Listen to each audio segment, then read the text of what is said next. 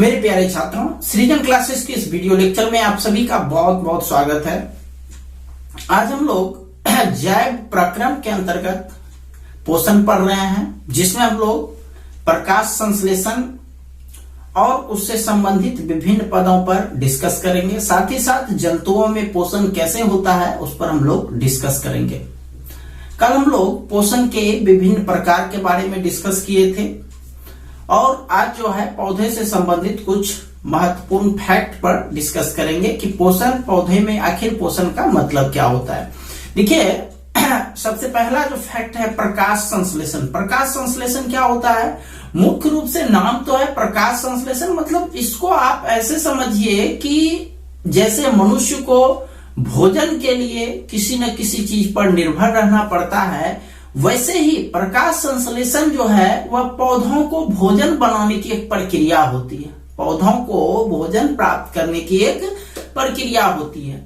भोजन का मतलब यहाँ पर मुख्य रूप से है ग्लूकोज का संश्लेषण करना। ग्लूकोज का संश्लेषण करना, ग्लूकोज ऊर्जा का प्रमुख स्रोत होता है। मनुष्य में भी ऊर्जा की कमी होती है तो तुरंत ग्लूकोज हम लोग ले लेते हैं, जिससे तुरंत ऊर्जा का संचार होता है। वैसे ही पेड़ पौधों को भी आगे बढ़ने के लिए उसमें ऊर्जा का संचार होना जरूरी है, तो उसके लिए उनको भी ग्लूकोज की आवश्यकता होती है। तो आखिर ये ग्लूकोज जो होता है, ग्लूकोज पौधे के अंदर बनते कैसे हैं, तो उसी प्रक्रिया को हम लोग प्रकाश संश्लेषण कहते हैं। यानी पौधे जो है वो ग्लूकोज प्राप्त करते हैं। देखिए किन किन विधियों से कैसे ग्लूकोज प्राप्त करते हैं कि पेड़ पौधे द्वारा CO2 कार्बन डाइऑक्साइड, जल एवं पर्णहरित पेड़ पौधों में पाया जाता है, जिसको अंग्रेजी में क्लोरोफिल कहते हैं, के माध्यम से सूर्य प्रकाश की उपस्थिति में ग्लूकोज का संश्लेषण करना ही प्रकाश संश्लेषण कहलाता है। यानी ग्लूकोज को संश्लेषण करने के लिए हमको 4 चीजों की आवश्यकता होती है। तो क्या क्या हो गया? एक हो गया जल, दूसरा हो गया कार्बन डाइऑक्साइड, तीसरा हो गया पर्णहरित या क्लोरोफिल और चौथा हो गया सूर्य प्रकाश। ये 4 उपस्थित होंगे तब पेड़ पौधे ग्लूकोज का निर्माण करेंगे, या बोल सकते हैं ग्लूकोज का संश्लेषण करेंगे। तो पेड़ पौधे के द्वारा CO2, जल एवं पर्णहरित के माध्यम से सूर्य प्रकाश की उपस्थिति में ग्लूकोज का संश्लेषण करना प्रकाश संश्लेषण कहलाता है। इस प्रक्रम में ऑक्सीजन गैस मुक्त होती है तथा ग्लूकोज का जो उपयोग होता है वह ऊर्जा के उत्पादन में किया जाता है। तो प्रकाश संश्लेषण का ये डेफिनेशन आप दीजिएगा, उसके नीचे कोशिश कीजिएगा उसका जो रासायनिक समीकरण होता है वो जरूर डाल दें। तो प्रकाश संश्लेषण का रासायनिक समीकरण को इस रूप में व्यक्त किया जाता है, कार्बन डाइऑक्साइड और जल। ये यहाँ पर लिखा हुआ है, कार्बन डाइऑक्साइड और जल चाहिए। ये दोनों रिएक्शन करता है पर्णहरित और सूर्य प्रकाश की उपस्थिति में, तो ये ग्लूकोज बनाता है C6H12O6। ये ग्लूकोज है और ऑक्सीजन मुक्त करती है। ठीक है, तो ये हो गया आपका प्रकाश संश्लेषण। अगला पॉइंट है प्रकाश संश्लेषण का स्थान। आखिर प्रकाश संश्लेषण जो होता है वो किस स्थान पर होता है? तो प्रकाश संश्लेषण जो है वह शुरू से लेकर के अंत तक क्लोरोप्लास्ट में होता है। क्लोरोप्लास्ट क्या होता है? तो क्लोरोप्लास्ट एक तरह से जगह होता है जो पेड़ पौधों की पत्तियों में मुख्य रूप से पाई जाती है। तो पत्तियों में 2 जगह होते हैं, पेलिसेड और स्पंजी पैरेन्काइमा। इसमें अनेक क्लोरोप्लास्ट पाए जाते हैं और क्लोरोप्लास्ट के अंदर जो है क्लोरोफिल पाया जाता है। और आप देख रहे हैं ऊपर के डेफिनेशन से कि सूर्य प्रकाश संश्लेषण के लिए हमको पर्णहरित की आवश्यकता होती है।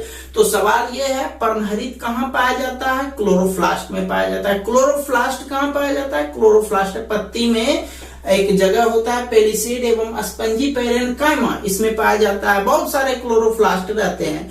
तो ओवरऑल पर्णहरित पेड़ पौधों की पत्तियों में पाई जाती है और पर्णहरित की आवश्यकता हम लोगों को प्रकाश संश्लेषण में होती है। इसीलिए पत्तियों में ही ये सारे चीज पाए जाते हैं।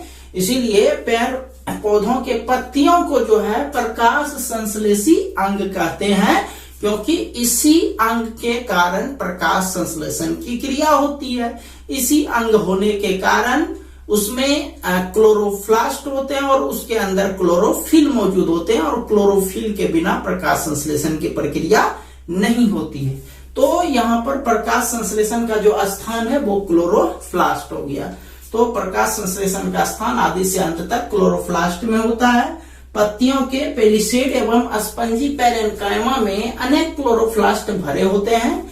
क्लोरोप्लास्ट में क्लोरोफिल पाए जाते हैं। चूंकि ये अधिकांशतः पौधों के पत्तियों में पाए जाते हैं, इसीलिए पत्तियों को प्रकाश संश्लेषी अंग भी कहते हैं। ठीक है, चलिए इसका स्क्रीनशॉट ले लीजिए एक। चलिए ठीक है, इसको मिटाते हैं।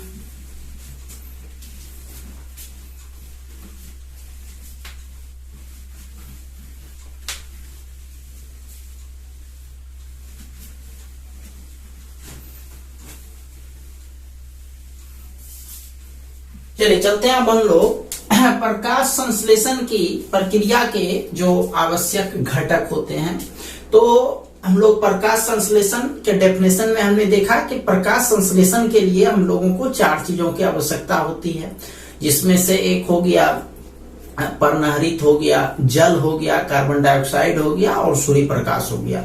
यही चारों चीज जो है वह प्रकाश संश्लेषण के प्रमुख घटक होते हैं, आवश्यक घटक होते हैं। पर्णहरित जिसको क्लोरोफिल भी कहते हैं, कार्बन डाइऑक्साइड, जल और सूर्य प्रकाश। ठीक है, तो इसमें हम लोग एक प्रयोग जो है दिखाते हैं CO2 यानी कार्बन डाइऑक्साइड। क्या यदि कार्बन डाइऑक्साइड को हटा दिया जाए, अनुपस्थित कर दिया जाए, तो क्या उस स्थिति में प्रकाश संश्लेषण की अभिक्रिया होगी?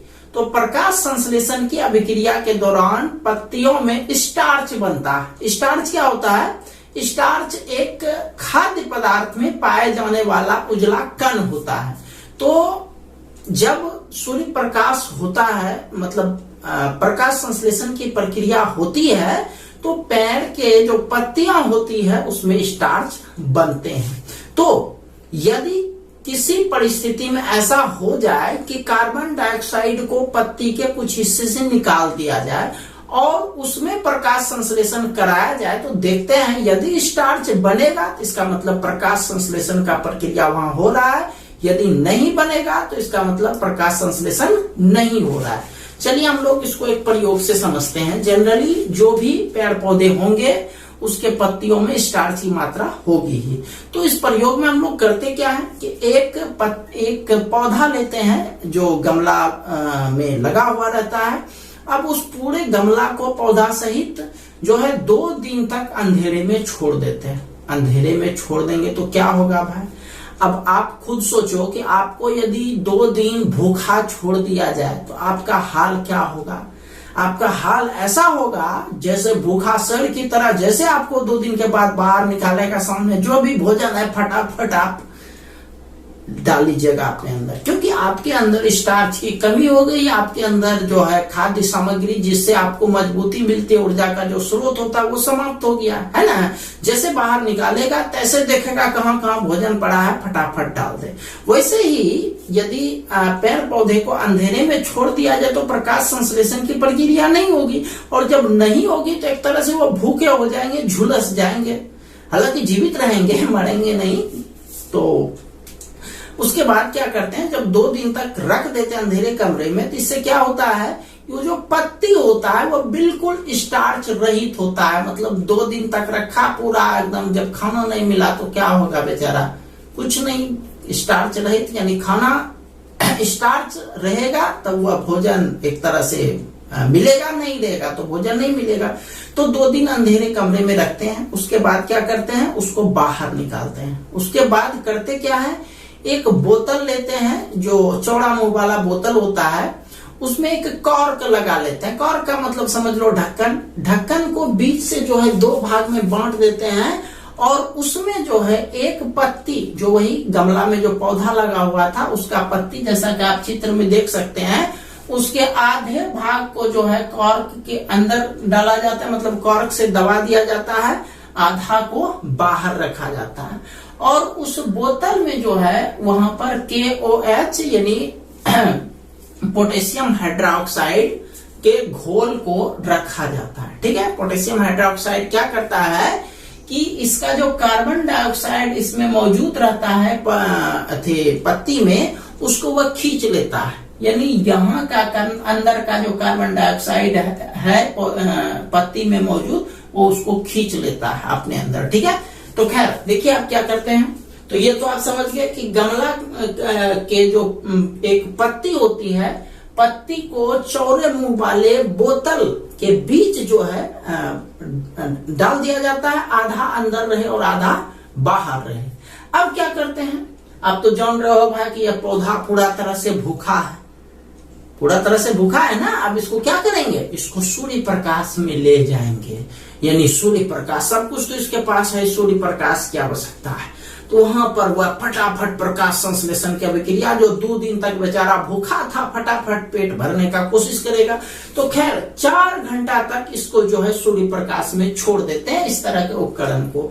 उसके बाद क्या करते हैं, 4 घंटा के बाद अब आदमी शेर जैसा भूखा रहेगा, उसके पास फटाफट कुछ नहीं रहेगा, तो क्या करेगा, फटाफट जैसे वह बाहर निकलेगा तुरंत जो है फटाफट खाने लगेगा कुछ न कुछ। तो खैर इसको 4 घंटा तक रखा गया, 4 घंटा सूर्य की उपस्थिति में रखा गया, जिससे इसका जो पत्ती वाला भाग था वह प्रकाश संश्लेषण करने लगा, प्रकाश संश्लेषण उसमें होने लगा, और प्रकाश संश्लेषण होने का मतलब हुआ उसमें स्टार्च बनने लगा। ठीक है, तो अब देखते हैं, मुख्य रूप से हम लोग एक पत्ती पर रिसर्च कर रहे थे, इस पत्ती के अंदर वाला हाल सोच रहे थे। इस पत्ती का तो हाल ठीक ठाक है, ये बेचारा तो खा पी करके मस्त हो गया, इसमें स्टार्च तो बनेगा। इस पत्ती के बारे में सोचते हैं, इसको क्या करते हैं, आप इस पौधा से तोड़ लेते हैं। इस पौधा से तोड़ने के बाद आप देख रहे हो आधा भाग अंदर था, आधा भाग बाहर था। उसको तोड़ने के बाद उस पत्ती को जो है अल्कोहल में उबाल लेते हैं। अल्कोहल में क्या करते हैं, उबाल लेते हैं। जैसे उबालते हैं तो यह पूरा तरह से पत्ती रंगहीन हो जाता है, यानी एक तरह से उसका जो हरा रंग है वो सारा समाप्त हो जाता है। उबालने के बाद जब समाप्त होता है तो पत्ती को हम लोग क्या करते हैं, निकालते हैं। अब उसको आयोडीन के घोल में डाल देते हैं। आयोडीन के घोल में क्या करते हैं, डाल देते हैं। अब देखते हैं कि पत्ती जो है, जो रंगहीन था, वह 2 भाग, इसका जो 2 भाग है, एक बाहरी हिस्सा और एक आंतरिक हिस्सा, आयोडीन में जैसे डालते हैं, यानी एक तरह से इसका आयोडीन टेस्ट करते हैं, इसमें 2 तरह का परिवर्तन होता है। ये जो बाहरी हिस्सा है, उसका बाहरी भाग वह गाढ़ा नीला हो जाता है, और जबकि आंतरिक भाग जो है, वह आंतरिक भाग का रंग जो है वह हल्का पीला हो जाता है। तो आप देख रहे हो कि दोनों जो है इसको इस पौधे को क्या किया गया, पौधे को प्रकाश संश्लेषण के लिए छोड़ दिया गया। तो इसमें जो ये बाहर वाला हिस्सा था, इसका रंग गाढ़ा नीला हो गया, और यह जो है ये दूसरे रंग का हो गया। जबकि आप देखें उबाले सबको समाने, सबको उबाले ना जी अल्कोहल में, वहां से निकालने के बाद अल्कोहल में उबाले, रंगहीन हो गया। लेकिन जैसे इसको आयोडीन में डाला, इसका ऊपरी हिस्सा अलग रंग का और अंदर वाला हिस्सा अलग रंग का हो गया। ऊपरी हिस्सा गाढ़ा नीला रंग का हो गया, जबकि अंदर का हिस्सा जो है वह हल्का पीला रंग का हो गया। ऐसा क्यों हुआ? ऐसा इसलिए हुआ कि इसके अंदर जो पोटेशियम हाइड्रोक्साइड था, वह इसके कार्बन डाइऑक्साइड को सोख लिया, यानी कार्बन डाइऑक्साइड इसमें रहा ही नहीं। और जब कार्बन डाइऑक्साइड रहा ही नहीं, तो इसमें जो है यह बेचारा हिस्सा जो है वह भूखा का भूखा ही रह गया। मतलब क्या, इसमें स्टार्च नहीं बन पाया और इसमें स्टार्च बन गया। इससे क्या साबित होता है? इससे यही साबित होता है कि यदि इसका कार्बन डाइऑक्साइड मौजूद रहता तो इसमें भी स्टार्च बनता, और इसको जो है अल्कोहल में उबालने के बाद यदि हम लोग पूरे हिस्सा को आयोडीन में डालते तो पूरे का पूरा हिस्सा एक रंग का हो जाता। इससे यही साबित होता है कि प्रकाश संश्लेषण की अभिक्रिया के लिए कार्बन डाइऑक्साइड आवश्यक है। समझ गए? एक बार शॉर्टकट में समझा देते हैं। तो सबसे पहले क्या करते हैं कि एक पौधा को लेते हैं, उसको 3-4 दिन तक 2 दिन तक के लिए उसको अंधेरे कमरे में छोड़ देते हैं, जिससे पौधा का जो पत्ती होता है वो स्टार्च रहित हो जाता है। अब उसके बाद वहां से निकालते हैं उसको, और एक पत्ती के आधे भाग को बोतल के अंदर और एक आधे भाग को बोतल के बाहर रखते हुए बोतल के अंदर जो है पोटेशियम हाइड्रोक्साइड का घोल डालते हैं और उसको सूर्य प्रकाश में छोड़ देते हैं। 4 घंटा के बाद जो है इसको 4 घंटा जब सूर्य प्रकाश संश्लेषण का विक्रिया होता है, इस पत्ती को निकाल करके अल्कोहल में गर्म करते हैं। गर्म करने से क्या होता है, यह पूरा रंगहीन हो जाता है पत्ता, और जब पूरा पत्ता रंगहीन हो जाता है तो उसके बाद उस पत्ते को आयोडीन घोल में डाला जाता है। इससे क्या देखते हैं कि बाहरी हिस्सा जो है वह नीला, गाढ़ा नीला हो गया और अंदर वाला हिस्सा वह पीला हो गया। ऐसा इसलिए हुआ क्योंकि बाहरी हिस्सा में जो है वहां पर स्टार्च बना, जबकि आंतरिक हिस्सा में स्टार्च नहीं बना। आंतरिक हिस्सा में स्टार्च इसलिए नहीं बना कि आंतरिक हिस्सा जो इसमें अंदर जो कार्बन डाइऑक्साइड था वह KOH के द्वारा यानी पोटेशियम हाइड्रोक्साइड के द्वारा सोख लिया गया, इसीलिए इसमें जो है स्टार्च नहीं बन पाया। स्टार्च नहीं बनने का मतलब कि इस आंतरिक भाग में प्रकाश संश्लेषण का प्रक्रिया नहीं हुआ। तो इससे ये साबित होता है कि प्रकाश संश्लेषण की अभिक्रिया के लिए कार्बन डाइऑक्साइड आवश्यक है। समझ गए बात को? चलिए इसको पढ़ लेते हैं। इस प्रयोग को दर्शाने के लिए एक लंबी पत्ती वाले पौधे को 2 दिनों तक अंधेरे कमरे में रख देते हैं, जिससे इन पौधों में प्रकाश संश्लेषण की प्रक्रिया नहीं होगी और पत्तियों में स्टार्च नहीं बनेगा। अब एक चौड़ा मुंह वाला बोतल में सांद्र KOH यानी पोटेशियम हाइड्रोक्साइड लेते हैं। अब इस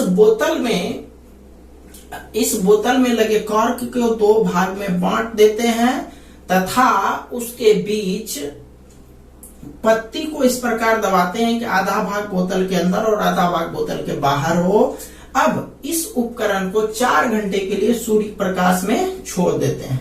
उसके बाद उस पत्ती को तोड़कर अल्कोहल में उबालते हैं, जिससे पत्ती रंगहीन हो जाता है।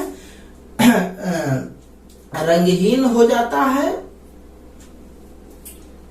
1 मिनट, जिससे पत्ती रंगहीन हो जाता है। पत्ती को आयोडीन के घोल में डाला जाता है, जिससे पत्ती के बाहरी भाग का रंग गाढ़ा नीला और बोतल के अंदर वाला पत्ती हल्का पीला हो जाता है। ऐसा इसलिए होता है कि KOH पत्ते के कार्बन डाइऑक्साइड को सोख लेता है, जिससे पत्ती के अंदर वाले भाग में स्टार्च नहीं बन पाता है। यहां तक लिखेंगे। उसके बाद जगह कम होने के कारण लास्ट में हम यहाँ लिख दिए हैं। इस प्रयोग से यह साबित होता है कि प्रकाश संश्लेषण के लिए कार्बन डाइऑक्साइड आवश्यक है। समझ गए बात को? चलिए इसका स्क्रीनशॉट ले लीजिए। चलिए ठीक है।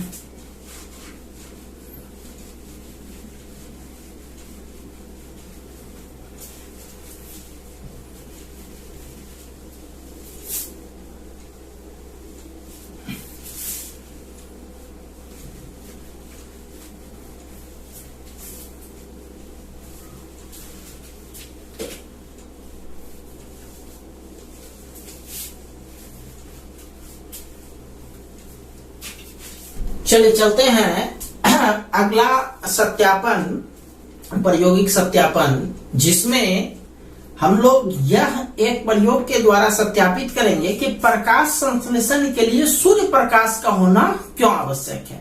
प्रकाश संश्लेषण के लिए सूर्य प्रकाश का होना क्यों आवश्यक है। पिछले प्रयोग में आपने पढ़ा कि प्रकाश संश्लेषण के लिए कार्बन डाइऑक्साइड क्यों आवश्यक था। यदि कार्बन डाइऑक्साइड वहां अनुपस्थित था तो वहां पर स्टार्च बना ही नहीं। तो यहां भी वही चीज होगा। यदि जिस प्रयोग जहां भी हम लोग दिखा रहे हैं कि यदि सूर्य प्रकाश पत्ती के उस भाग में नहीं पहुंच रहा है, तो इसका मतलब उस हिस्से में प्रकाश संश्लेषण की प्रक्रिया नहीं हुई है। तो चलिए एक प्रयोग के द्वारा हम लोग समझते हैं। इसमें सबसे पहले देखिए, दोनों पिछला प्रयोग और अभी वाला प्रयोग दोनों मिलता जुलता है। यदि एक भी आप अच्छे से समझ लेते हैं तो दोनों को आप आराम से बिना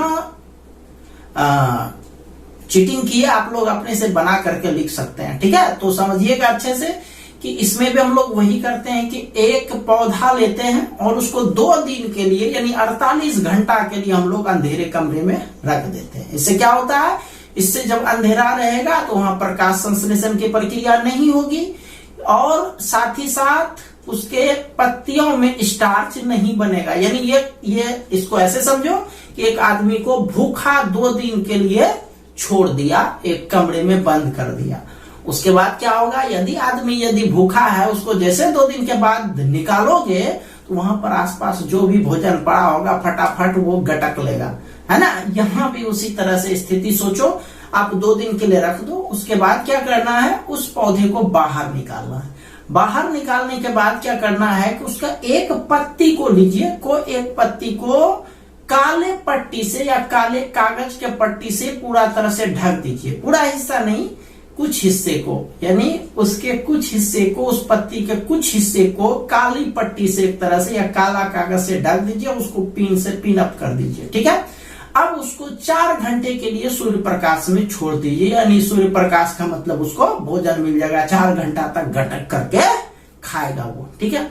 अब उसके बाद क्या कीजिएगा, जिस पत्ती के साथ भी आप ऐसा किए हैं, आप देखो चित्र में हम इस पत्ती और बहुत सारा पत्ती होगा, हम एक पत्ती के साथ ये किए हैं क्योंकि हमको प्रयोग करना है। तो इस पत्ती में, पत्ती के एक हिस्सा को हम लोग काला पट्टी या काला कागज से ढक दिए, है ना, दोनों तरफ से, यानी कि एक के साइड से नहीं, दोनों साइड से ढक दिए हैं ताकि वहां सूर्य प्रकाश नहीं पहुंचे। ये तो आप समझ रहे हैं, क्योंकि हमको दिखाना है कि सूर्य प्रकाश जो है प्रकाश संश्लेषण के लिए आवश्यक है या नहीं, इसीलिए यहाँ पर हम लोग सूर्य प्रकाश को पहुंचने ही नहीं देंगे, काली पट्टी से उसको ढक देंगे, ठीक है। अब 4 घंटा जब बीत जाएगा, इस पत्ती को तोड़ लेते हैं। अब उस पत्ती को अल्कोहल में डाल करके गर्म कर लेते हैं या उबालते हैं, अल्कोहल में उबालना है। इससे क्या होगा, पत्ती रंगहीन हो जाएगा। और उसके बाद अब उस रंगहीन पत्ती को आयोडीन के घोल में डालना है। तो आयोडीन के घोल में डालिएगा तो देखिएगा कि जो भाग पट्टी से बंधा हुआ था या जो भाग एक तरह से घिरा हुआ था, उस भाग का रंग कुछ और हो जाता है और जो बाकी हिस्सा उसका रंग कुछ और हो जाता है। इसका जो रंग है वह हल्का पीला हो जाता है, जो काली पट्टी से ढका हुआ है जो भाग, वो हल्का पीला हो जाता है, जबकि बाकी जो हिस्सा बचा वह गाढ़ा नीला हो जाता है।